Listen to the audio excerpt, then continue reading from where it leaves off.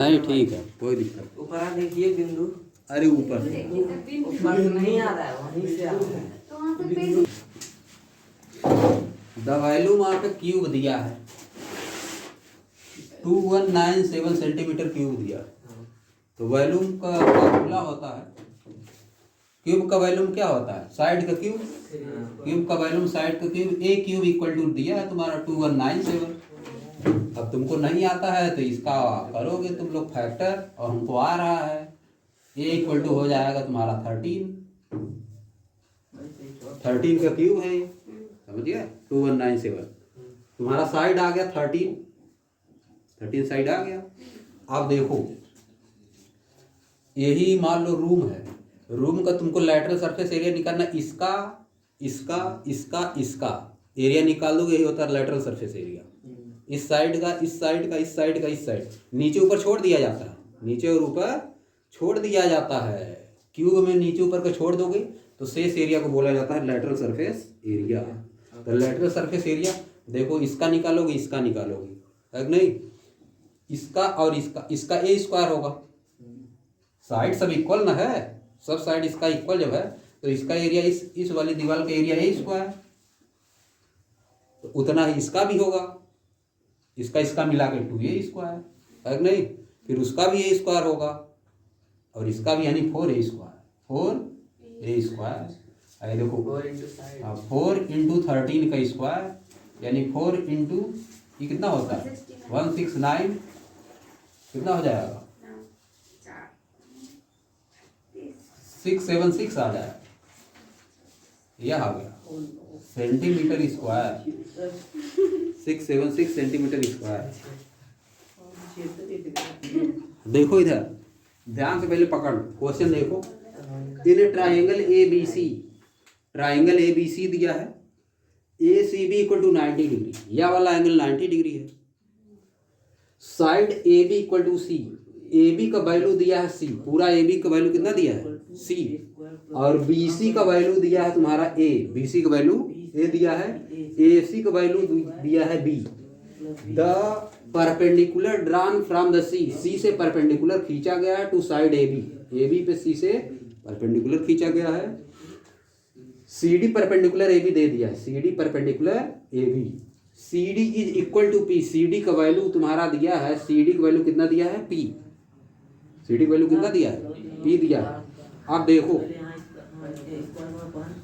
अगर देखो फार्मूला तुम यहाँ पर नहीं पकड़ पा रहे हो, एरिया वाला फार्मूला इस तरह का अगर रहता तो इसको आराम से तुम लोग देख लेते हो कि इसका एरिया कितना होता है, राइट एंगल ट्राइंगल का 1/2 बेस इंटू हाइट, क्या होता है नहीं। लेकिन अगर कोई ट्राइंगल दिया है, समझ गए, कोई ट्राइंगल दिया है इस तरह का, चाहे जैसे दिया है, इससे अगर इस पे परपेंडिकुलर डाल दिए, समझ गए बात, अगर यह ए है या बी है या सी है, यह मान ले रहे हैं डी है, तो इस वाले ट्राइंगल का ए बी सी नाम ले रहे हैं, ए बी सी, इसका एरिया कितना हो जाएगा 1/2 ए इंटू डी, समझ गए। फिर अगर इस वाले पॉइंट से इस पे परपेंडिकुलर डाल दिए तो यह किसके बराबर होगा, मान ले रहे हैं डी हो गया, इसका वैल्यू यहाँ से मान ले रहे हैं यहाँ से यहाँ तक पी है, तो ये हो जाएगा 1/2 बी इंटू पी, समझ गए। फिर अगर इससे इस पे परपेंडिकुलर डाल दिए, इस वाले पॉइंट से इस पे परपेंडिकुलर डाल दिए और इसका नाम लिख दिए क्यू, तो यह हो जाएगा 1/2 क्यू इंटू सी, सभी साइड के लिए तो है, समझ गए, सभी साइड पे परपेंडिकुलर, सबका एरिया सभी से इक्वल एरिया आता है। ये सब 8th का है, ये सब पॉइंट किसका है 8th का, क्वेश्चन भी दिया उसमें, समझ गए, निकालने वाला। बात समझ पाए कि नहीं इसको, यह वाला जो बता रहे हैं यहाँ पकड़ो पहले, इसका एरिया 3 तरह से निकल सकता है। कोई साइड दिया रहे और उस साइड के जो वर्टेक्स है उसके सामने उसकी हाइट दिया है, उस पर परपेंडिकुलर, उस वर्टेक्स से उस पर परपेंडिकुलर डालने पे इसका और इसका मल्टीप्लाई कर दोगे तो इसका एरिया आ जाता है। हर साइड के लिए सही है, सभी साइड के लिए। उसी तरह से इसमें भी है, उसी तरह से इसमें भी है, समझ गए।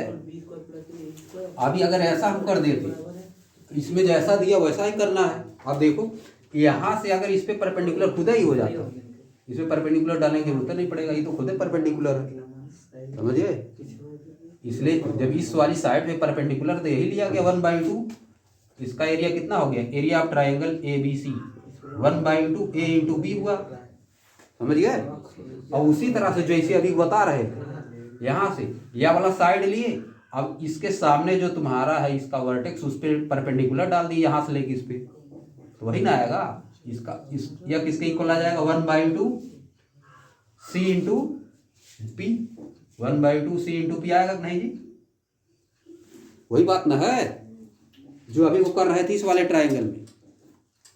यह वाला लो, इस वाले से इस पे राइट एंगल है तो फार्मूला होगा करता 1/2 ए इंटू बी, और इस वाले के सामने से यहाँ से परपेंडिकुलर इस पे डाल दिए, इसको बेस मान लिए, इसको क्या मान लिए, इसको बेस, और इसको हाइट मान लिए, तो ये भी तो फार्मूला होता 1/2 बेस इंटू हाइट, तो ये हो गया है। देखो तो यहाँ से क्या आ गया, A B equal to C P आया, A B equal to C P, जब दोनों इक्वल हैं तो 1/2 से 1/2 कट जाएगा, A B equal to C P आएगा कि नहीं, जब आ गया तो ये देखो ए इक्वल टू यहाँ से क्या आ जाएगा, सी पी बाई बी आ जाएगा, एक इक्वेशन आया।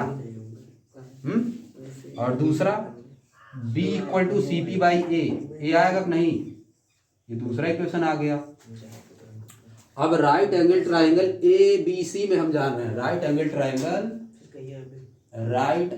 ट्राइंगल ए बी सी में पाइथागोरस थ्योरम लगाओगे, अगर पाइथागोरस थ्योरम से आएगा कि नहीं, हाइपोटेन्यूज का स्क्वायर इक्वल टू बेस के स्क्वायर प्लस परपेंडिकुलर के स्क्वायर आएगा, जब आएगा लो सी स्क्वायर इक्वल टू एक वैल्यू यहाँ से रख दो।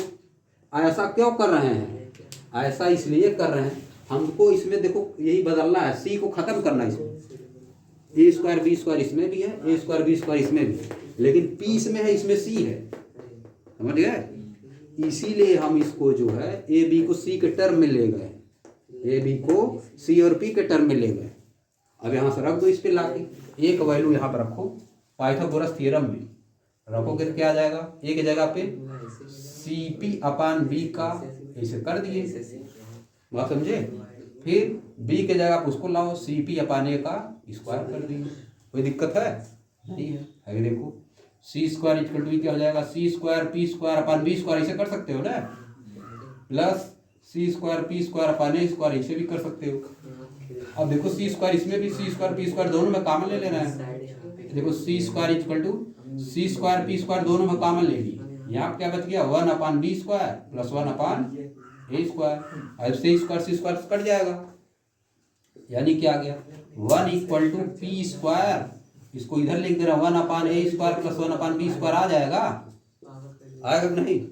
आप देखो अब इसको यहाँ मल्टीप्लाई इस साइड करोगे तो डिवाइड होगा, 1/p स्क्वायर इक्वल टू आ जाएगा 1/a square plus 1/b square, यही हमको प्रूव करना था, बस काम खत्म हो गया, यही बुलाना था, देखो आ गया जो लाना था, बात समझ गए।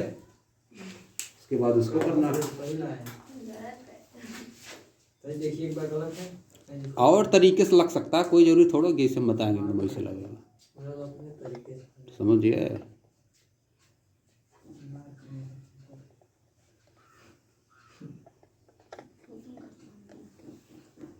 आराम से कुछ करने की जरूरत नहीं है, तुमको लग रहा थोड़ा सा आ रहा था, एक बार एक्स एक्स इसको वाई वाई तो हम माने थे।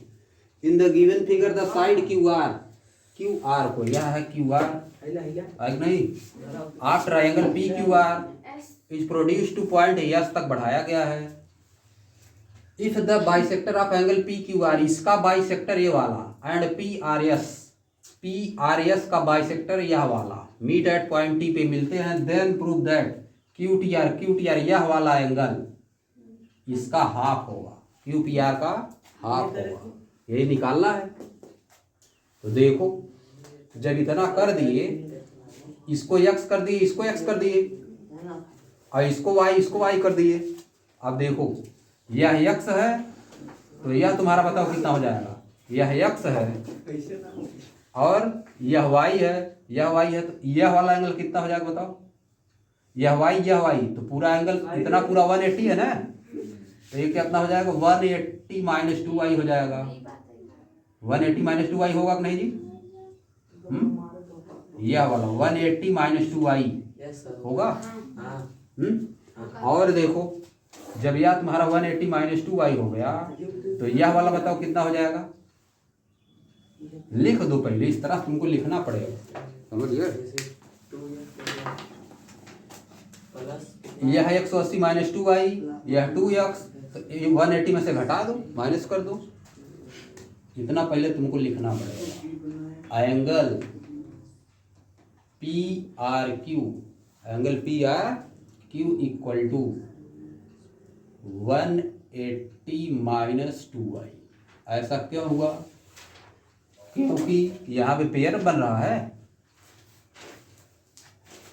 लाइनियर पेयर, बगल में लिख लो लाइनियर पेयर, ऐसे लिख दो, बस समझिए। अब ऐसा जब कर दिए, अब इसको निकाल दो, लिख दो इन वो हो जाएगा triangle P Q R, 3x + 2y, angle कौन सा, नहीं Q P R equal to z + 3x + 2y, क्या हो जाएगा 180 माइनस, इसको स्क्वायर कर दो 2x + 180 माइनस 2y। ऐसा क्यों होगा? क्योंकि in a triangle sum of all angle is equal to 180 degree, होता है कि नहीं? इसलिए ऐसा हुआ, 180 में से माइनस कर दिए 2 ठो, आप देखो क्या आ जाएगा, ये कट जाएगा 180 माइनस 2x माइनस 180 और यहाँ पे प्लस 2y, ये देखो कट गया, 2x माइनस y आ गया, कहाँ आया देखा है, समझिए। अब उसी तरह उसको निकालो, इसको निकालो, इसको, यह वाला पूरा एंगल कितना हो जाएगा, ट्राइंगल इस वाले में लिख दो, इन ट्राइंगल किस में लिखोगे, क्यू टी आर में, in triangle Q T R, angle Q R T, angle Q R T equal to कितना हो जाएगा बताओ, 180 माइनस 2y या और y या, मतलब 180 माइनस 2y और प्लस y, यानी 180 माइनस y हो गया। अब इसको निकाल लो, अब इसको निकालो तो देखो क्या हो जाएगा, लिख दो angle Q T R equal to 180 में से दोनों प्लस करके माइनस कर दो, 180 माइनस y और इधर क्या प्लस x, तो ये क्या हो जाएगा y + x, y minus x जी, y माइनस x हो गया। ये कौन सा है, angle Q R T, angle Q R T है। अब देखो इसको मान रहे हैं 2 और इसको मान रहे हैं कौन सा था, क्यू पी आर, इसको मान रहे हैं 1, इसको 1 लिख दो, from equation first and second, from equation first and second, वहां से ला के रख दो यहाँ पे वैल्यू, y माइनस एक्स के जब रखो यहाँ पे रख दो, angle Q P R equal to 2 angle Q R T, Q T R है ना, Q T R, Q T R लिख दिए, क्यू टी आर। अब देखो इसको इस साइड कर दो, angle Q T R equal to 1/2 angle Q P R और नीचे लिख दो प्रूफ। हो गया कि नहीं, समझ गया बा, यही सब है और कुछ नहीं है। बोलो।